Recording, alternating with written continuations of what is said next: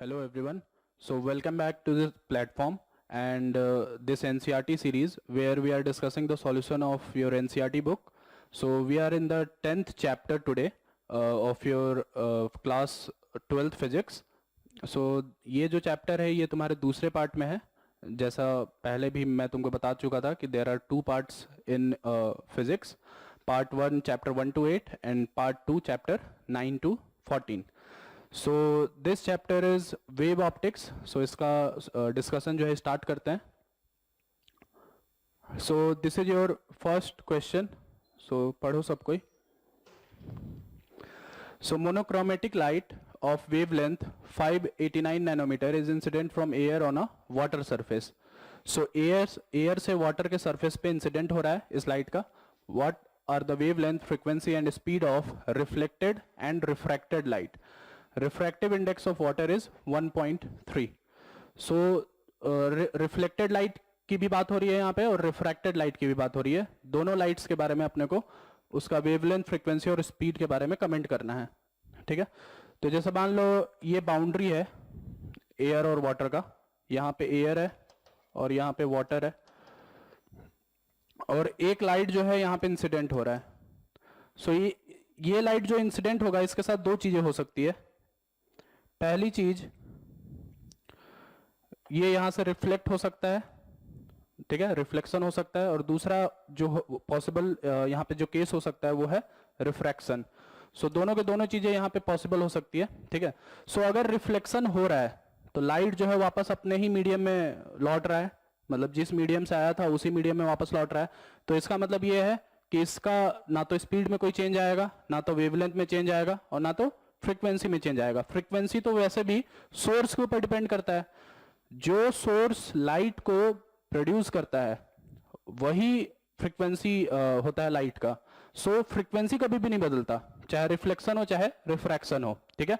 So overall reflected wave में, for reflected wave सारी चीजें सेम रहने वाली है, चाहे वो वेवलेंथ हो, चाहे वो फ्रीक्वेंसी हो, चाहे वो स्पीड हो. ठीक है. दूसरा अगर हम बात करें रिफ्रैक्टेड वेव का या रिफ्रैक्टेड लाइट का, तो रिफ्रैक्टेड लाइट जो है वो दूसरे मीडियम में जा रहा है. ठीक है. तो सबसे पहले हम यहाँ पे ये देख सकते हैं कि इसकी स्पीड जो है वो बदलने वाली है. फ्रीक्वेंसी नहीं बदलेगी, स्पीड बदल जाएगी. तो स्पीड v डैश की जो वैल्यू होगी वो रिफ्रैक्टिव इंडेक्स के हिसाब से 3 इंटू 10⁸ डिवाइडेड बाई 1.33 होगा. Refractive index, velocity of speed in vacuum by velocity of light in medium होता है. तो उस रिलेशन से ये हो जाएगा 3 इंटू 10⁸ बाई 1.33. सो यहाँ पे ये कैलकुलेशन किया जा सकता है. ये हो जाएगा 300 डिवाइडेड बाई 133 इंटू 10⁸. सो यहाँ पे इसको डिवाइड कर लेना. डिवाइड करने के बाद जो यहाँ पे वैल्यू निकल के आएगी वो है 2.25 इंटू 10⁸ मीटर पर सेकेंड. सो वेलोसिटी बदल गई, फ्रीक्वेंसी सेम है. वेवलेंथ अगर अपने को निकालना है रिफ्रैक्टेड का तो वेवलेंथ के लिए हम लोग यूज कर सकते हैं वेलोसिटी जो कर n lambda. So lambda will be v dash upon frequency. ठीक है. सो v डैश की वैल्यू जो है वो है यहां पे अपन देख सकते हैं 3 into 10⁸ divided by 1.33 into frequency. So frequency की वैल्यू जो है हम इसके ओरिजिनल वेवलेंथ से निकाल सकते हैं जो कि होगा velocity by lambda. Velocity by lambda मतलब ये हो जाएगा 3 इंटू 10⁸ इंटू लैम्डा जो कि है 589 नैनोमीटर. सो ये हो जाएगा 589 नैनोमीटर. सो ये और ये कट जाएगा और इन दोनों को तुम डिवाइड कर लोगे. 589 by 1.33 nanometre will be your new lambda. इसको तुम लैम्डा डैश से डिनोट कर सकते हो. सो यहाँ पे कैलकुलेशन करोगे तो इसकी जो वैल्यू निकल के आएगी लैम्डा डैश की, ये निकल के आएगी 4.4 इंटू 10⁻⁻13 मीटर. सो इस तरीके से तुम्हारा वेवलेंथ की वैल्यू जो है तुमको यहाँ पे मिल जाएगी. ठीक है. ये तुम्हारा पहला क्वेश्चन है. ठीक है. Moving to the next question, that is question number 2. So यहां पे अपने को वेव फ्रंट के बारे में कमेंट करना है. So what is the shape of the wave front in each of the following cases. ठीक है. सबसे पहला जो है वो है light diverging from a point source. तो पॉइंट सोर्स अगर है तो लाइट जो है वो स्ट्रेट लाइन में इस तरीके से निकलेगा, ठीक है, ये लाइट का प्रोपगेशन है, ठीक है। So what is wave front? Wave front is a locus joining all the points which are in the same phase. सारे के सारे पॉइंट्स का वो लोकस जो सेम फेज में ऑसिलेट हो रहा है या सेम फेज में है, उसी को लोकस बोलते हैं और उसी को वेव फ्रंट बोलते हैं। और वो वेव फ्रंट हमेशा प्रोपगेशन ऑफ लाइट के परपेंडिकुलर डायरेक्शन में होता है। सो सारे पॉइंट्स को अगर तुम यहां पे ज्वाइन करोगे तो यहां पे तुमको एक स्फेरिकल वेव फ्रंट मिलेगा इस टाइप से। यहां पे ये तुमको 2D में दिख रहा होगा, लेकिन वास्तविकता में ये जो प्रोपगेशन हो रहा है लाइट का, ये 3D में है। जैसे यहाँ पे सेंटर पे पॉइंट अगर चार्ज है, पॉइंट अगर सोर्स है, तो सारे के सारे डायरेक्शन में जो है लाइट यहां से निकल रहा है। सो सारे पॉइंट्स को अगर तुम ज्वाइन करोगे तो एक 3D फिगर मिलेगा, that will be your spherical wave front. So यहां पे तुम्हारा आंसर होगा सबसे पहला स्फेरिकल वेव फ्रंट, ठीक है। दूसरे की अगर हम बात करें, light emerging out of a convex lens when a point source is placed at its focus, ठीक है, इमर्जिंग आउट की बात हो रही है। तो कन्वेक्स लेंस के फोकस पे अगर तुम पॉइंट सोर्स को रख रहे हो तो यहां पे रिफ्रैक्शन होने के बाद वो parallel to the principal axis हो जाएगा। सारे के सारे लाइट जो parallel to the principal axis हो जाएंगे। इसका मतलब ये है कि parallel to the principal axis के अगर तुम वहां पे लोकस बनाओगे सारे उन पॉइंट्स का जो कि सेम फेज में है, तो तुमको प्लेनर वेव फ्रंट्स देखने को मिलेगा। सो प्लेनर वेव फ्रंट्स कुछ इस तरीके से देखने को मिलेगा और प्रोपगेशन ऑफ लाइट जो होगा वो इसके परपेंडिकुलर डायरेक्शन में कुछ इस तरीके से देखते हुए मिलेगा तुम्हें। सो इसका जो आंसर होगा वो प्लेनर वेव फ्रंट्स होगा। Coming to the last part, the portion of the wave front of light from a distant star intercepted by the earth। अब स्टार जो है बहुत ही दूर है, ठीक है, अर्थ से। तो जब वो वहां पे पहुंचेगा अर्थ के पास, तो नियर अबाउट पैरेलल रेज उसके पास पहुंचेंगे। हम ऐसा मान सकते हैं कि पैरेलल रेज उसके पास पहुंच रहे हैं, ठीक है। तो पैरेलल रेज जब इस पे पहुंच रहे हैं तो फिर से वेव फ्रंट जो होगा वो प्लेनर ही हो जाएगा, नियर अबाउट। सो हम इसमें भी आंसर कर सकते हैं कि प्लेनर वेव फ्रंट्स ही देखने को मिलेगा, ठीक है। स्टार काफी दूर है, इस वजह से सारे के सारे लाइट्स को पैरेलल माना जा सकता है, ठीक है। This is the second question. Coming to the third question, इसमें दो पार्ट्स है। सबसे पहला पार्ट देखते हैं। So refractive index of glass is 1.5। What is the speed of light in glass? Speed of light in vacuum is this much. तो ये तो बहुत ही सिंपल सा क्वेश्चन है। V डैश की वैल्यू जो हो जाएगी वो 3 × 10⁸ by refractive index of glass that is 1.5 हो जाएगा। मतलब ये हो जाएगा 2 × 10⁸ मीटर पर सेकेंड। रिफ्रैक्टिव इंडेक्स का यहाँ पे कॉन्सेप्ट लगाना था। Second part, is the speed of light in glass independent of the colour of light? If not, which of the two colours red and violet travels slower in the glass prism? तो देखो, speed of light जो है वो colour dependent होता है। Means अलग अलग colours के लिए अलग अलग स्पीड की वैल्यू आती है। क्यों? क्योंकि लाइट जो है वो 7 कंपोनेंट से मिलकर के बना हुआ है, विद गयोर, violet, indigo, blue, green, yellow, orange and red, ठीक है।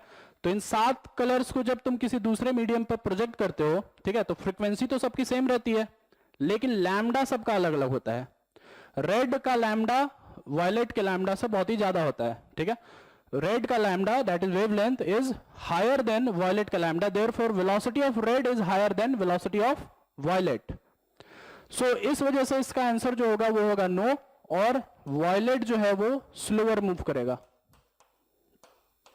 Violet move slower than red, ठीक है। तो इसको तुम याद रखने के लिए ऐसे याद रख सकते हो कि जितने भी डेंजर वाले सिग्नल्स होते हैं वो यूजुअली रेड को प्रेफर किया जाता है।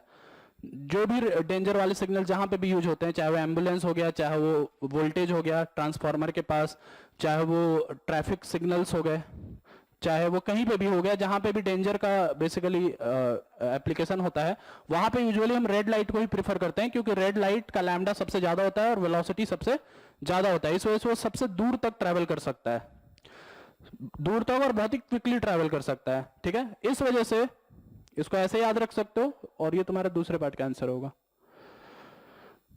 Coming to the fourth question, in a Young's double slit experiment, the slits are separated by 0.2 mm and the screen is placed 1.4 meter away. So small d की value जो है वो 0.28 mm है. So इसको लिखा जा सकता है 0.28 into 10⁻³ मीटर, और कैपिटल डी की जो वैल्यू है वो 1.4 मीटर के बराबर है. सिंबल्स यहाँ पे तुम लोग समझ ही रहे होगे कि क्या सिंबल है. The distance between the central bright fringe and the fourth bright fringe is measured to be 1.2 centimeter. तो central bright fringe से fourth bright fringe 1.2 centimeter distance पे है. So what is the wavelength of the light? So distance जो है वो central और fourth bright fringe का ये दिया जा सकता है 4 lambda d upon d. इसकी वैल्यू जो है 1.2 सेंटीमीटर, इसको मीटर में कन्वर्ट करें तो 1.2 इंटू 10⁻² रखा जा सकता है. डी और डी की वैल्यू दी रखी है, तुम यहाँ पे इसको पुट करो और यहाँ से लैम्डा की वैल्यू कैलकुलेट करो. तो ये हो जाएगा 4 into lambda into 1.4 divided by 0.28 into 10⁻³ is equal to 1.2 into 10⁻². So यहाँ पे कैलकुलेशन करोगे, इसको ऊपर ले जाओ, बाकी सबको नीचे ले जाओ, तो लैम्डा की जो वैल्यू आएगी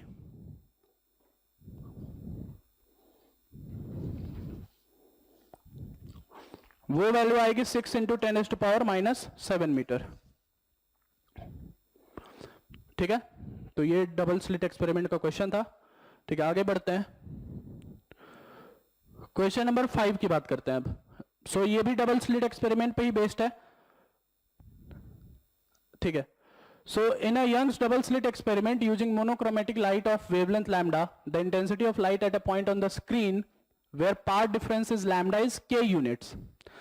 ठीक है, तो जहां पे भी पार्ट डिफरेंस लैम्डा के बराबर आ रहा है वहां पे इंटेंसिटी की वैल्यू जो है वो k यूनिट्स के बराबर है. ठीक है, दो स्लिट से जो लाइट पहुंच रही है किसी पॉइंट पे स्क्रीन पे, तो उन दोनों लाइट के बीच का जो पार्ट डिफरेंस है वो लैम्डा है, वहां पे इंटेंसिटी k यूनिट्स के बराबर है. Now what is the intensity of light at a point where path difference is lambda by 3. तो इंटेंसिटी का जनरल फॉर्मूला जो है वो चलता है I1 plus I2 plus 2 root I1 I2 cos of delta phi, where your delta phi is equal to k into delta x. Delta phi is the phase difference, delta x is the part difference. तो जहां पे path difference lambda है वहां पे intensity की value k units है. दोनों slit की इंटेंसिटी बराबर हम लोग ले सकते हैं यंग्स डबल स्लिट एक्सपेरिमेंट में. सो यहाँ पे I की वैल्यू k है और इसको अपन रख सकते हैं I0 plus I0 plus 2 I0 into I0 into cos of delta phi, जहां पे k की वैल्यू है 2 pi by lambda into delta x that is lambda. So lambda से लैम्डा कट गया, cos of 2 pi that is cos of 0 that is 1. So ये value हो जाएगा I0 plus I0 plus 2 I0 into 1. So ये हो जाएगा 4 I0 के बराबर. सो k की वैल्यू एक्चुअली में 4 I0 के बराबर है और I0 is the intensity of one of the slits. Now what is the intensity of light where part difference is lambda by 3? तो जहां पे lambda by 3 part difference है वहां पे सेम यही फॉर्मूला अगर यूज करें तो वहां की इंटेंसिटी I डैश जो होगी वो हो जाएगी I0 plus 2 I0 into cos of 2 pi by lambda into lambda by 3. Lambda से लैम्डा कट गया, cos of 2 pi by 3 is cos of 120 degree. Cos of 120 degree is minus half. So ये हो जाएगा 2 I0 plus 2 I0 into minus half, 2 से 2 कटा. सो ये हो जाएगा 2 I0 minus I0 that is I0. 4 I0 की वैल्यू k के बराबर थी, सो I0 की वैल्यू हो जाएगी k बाई 4 के बराबर. So intensity where the path difference is lambda by 3 is k by 4. So ये है तुम्हारा क्वेश्चन नंबर 5. अगले क्वेश्चन पे चलते हैं, दैट इज क्वेश्चन नंबर 6. सो इस क्वेश्चन को देखो. A beam of light consisting of two wavelength 650 nanometer and 520 nanometer. So there are two lights that are being projected here, is used to obtain interference fringes in a Young's double slit experiment. ठीक है, so what is the distance of the third bright fringe on the screen from the central maximum for wavelength 650 nanometer. So देखो यहाँ पे ये question incomplete है. Incomplete इस वजह से है क्योंकि यहाँ पे स्मॉल d और कैपिटल D की वैल्यू नहीं दे रखी, कहीं पे भी मेंशन नहीं कर रखा है, इस वजह से हम इसका आंसर निकाल नहीं सकते. ठीक है, बाकी अगर फॉर्मूला अगर तुमको जानना है तो फॉर्मूला देखो डायरेक्टली यही होगा कि थर्ड ब्राइट फ्रिंज अपने को निकालना है, तो जो डिस्टेंस होगा वो हो जाएगा 3 लैम्डा डी अपॉन डी। ठीक है, लैम्डा की वैल्यू ये रख देना, डी की वैल्यू जो भी दी हुई रहेगी और स्मॉल डी की वैल्यू जो भी दी हुई रहेगी वो वैल्यू यहाँ पे पुट करके तुम डिस्टेंस निकाल सकते हो। बट सिंस यहाँ पे दिया हुआ नहीं है so this question is incomplete. वैसे ही बी पार्ट भी इनकम्प्लीट होगा, बी पार्ट भी वैसे अच्छा क्वेश्चन है बट वैल्यूज नहीं देने की वजह से इनकम्प्लीट है। सो मैं फिर से इसका तुमको फॉर्मूला बस बता देता हूं कि कैसे फिगर आउट करेंगे, बाकी जब वैल्यूज दिए हुए रहेंगे तो तुम इनको सॉल्व कर लेना। सो क्वेश्चन पढ़ते हैं, what is the least distance from the central maximum where the bright fringes due to the both wavelength coincide. So since wavelength जो है अलग अलग है तो यहाँ पे फ्रिंजेस जो है अलग अलग बनना स्टार्ट होगा, सारे के सारे फ्रिंजेस ओवरलैप नहीं करेंगे, सब अलग अलग जगह पे मतलब बन रहे होंगे स्क्रीन पे। सो कुछ पॉइंट्स ऐसे होंगे लेकिन जहां पे फ्रिंजेस जो होंगे वो ओवरलैप करेंगे। सो पहला अपने को वो निकालना है मिनिमम डिस्टेंस या पहला डिस्टेंस जहां पे ये दोनों के दोनों फ्रिंजेस जो है वो ओवरलैप करेंगे। ठीक है, तो सिंस 650 नैनोमीटर का वेवलेंथ इस वाले वेवलेंथ से ज्यादा है, ठीक है, तो इसका जो फ्रिंज है, नंबर ऑफ फ्रिंज जब तुम सेंट्रल से ऊपर की तरफ बढ़ोगे, ठीक है, तो इसके नंबर ऑफ फ्रिंजेस जो होंगे रिलेटिवली जितने, मान लो मैं यहाँ पे डिस्टेंस x लेता हूं तो x डिस्टेंस में जितने नंबर ऑफ फ्रिंजेस इसके बनेंगे उससे ज्यादा इसके फ्रिंजेस बनेंगे, उससे ज्यादा इसके फ्रिंजेस बनेंगे। ठीक है, क्योंकि इसका लैम्डा कम है। किसी भी ब्राइट फ्रिंज का जो डिस्टेंस होता है सेंट्रल फ्रिंज से वो n lambda d by D होता है, where n is any integer. So इस वजह से हम लोग ये बोल सकते हैं कि अगर इन दोनों का ओवरलैपिंग हो रहा है, अगर इन दोनों की ओवरलैपिंग हो रही है, ठीक है, इन दोनों के फ्रिंजेस की ओवरलैपिंग अगर हो रही है इस पॉइंट पे मान लो, तो अगर यहां पे nth फ्रिंज है 650 नैनोमीटर का तो यहां पे n+1 फ्रिंज होगा 520 नैनोमीटर का। ठीक है, अगर मान लो यहां पे nth फ्रिंज बन रहा है तो 520 का n+1 होगा, क्योंकि पहला अपने को पूछा जा रहा है डिस्टेंस, मिनिमम डिस्टेंस जहां पे दोनों ओवरलैप हो रहे हैं। सो इस वजह से हम ये लिख सकते हैं कि n times of 650 nanometre into d by D is equal to n+1 times 520 into D by D. So यहां से n की वैल्यू कैलकुलेट कर लोगे, वहां पे तुमको आंसर मिल जाएगा। ठीक है, सो ये कॉन्सेप्ट था, काफी अच्छा कॉन्सेप्ट था, काफी अच्छा क्वेश्चन था, इस तरीके से ऐसे सॉल्व कर सकते हो। ये क्वेश्चन नंबर 6 है। Next question number 7, in a double slit experiment the angular width of a fringe is found to be 0.2 degree on a screen 1 meter away. ठीक है, the wavelength of light used is 600 nanometer. What will be the angular width of the fringe if the entire experimental apparatus is immersed in water? Take refractive index of water to be 4/3. So देखो यहाँ पे fringe width की जो value होती है, fringe width की जो value होती है वो होती है lambda D by D. Angular fringe width जो होता है उसकी वैल्यू होती है लैम्डा बाई डी के बराबर। ठीक है, लैम्डा बाई डी के बराबर ये इस तरीके से फॉर्मुलेट होगा।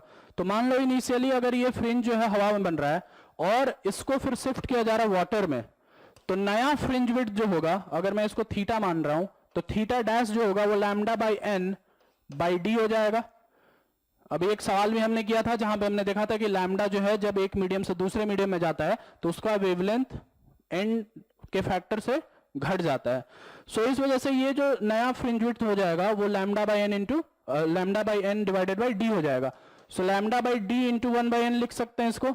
Lambda by D is your original angular fringe width that is 0.2 degree and 1/n की वैल्यू हो जाएगी 1/4/3 दैट इज 3/4।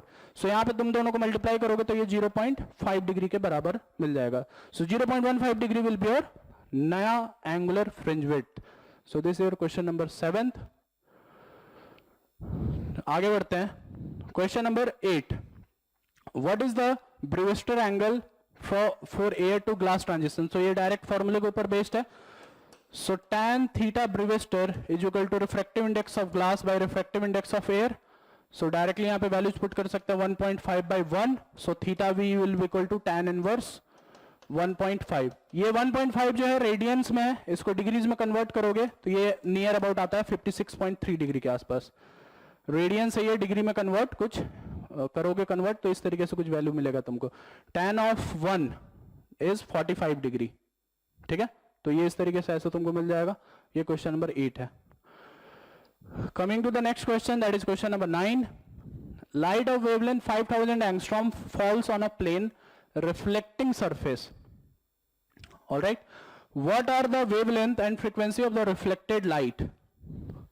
ठीक है, तो फिर से रिफ्लेक्टेड लाइट का वेवलेंथ और फ्रीक्वेंसी की बात हो रही है, तो ऑब्वियस सी बात है कि जो इसका ओरिजिनल फ्रीक्वेंसी है, जो इसका ओरिजिनल वेवलेंथ है, जो इसका ओरिजिनल वेलोसिटी है, रिफ्लेक्टेड वेव के लिए भी वही सारे के सारे सेम होंगे, there is no change. Frequency की वैल्यू कैलकुलेट करके बता देता हूं मैं तुमको यहाँ पे। सो फ्रीक्वेंसी की वैल्यू हो जाएगी वेलोसिटी अपन लैम्डा, जो कि होगा 3 × 10⁸ डिवाइडेड बाई 5000 एंगस्ट्रॉम। एंगस्ट्रॉम को मीटर में कन्वर्ट करोगे तो इसको ऐसे लिख सकते हो 5000 × 10⁻⁻10। सो ये वैल्यू जो होगा 3 और 10 जीरोस को देखो सबसे पहले, तो -7 और ये ऊपर गया, तो 3/5 × 10⁻15 हर्ट्ज, ये तुम्हारा फ्रीक्वेंसी हो जाएगा। For what angle of incidence is the reflected ray normal to the incident रे।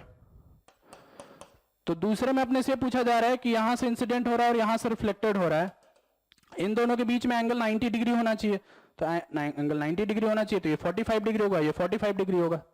Angle of incidence is equal to angle of reflection, ये तुम्हारा लॉ ऑफ रिफ्लेक्शन हो गया।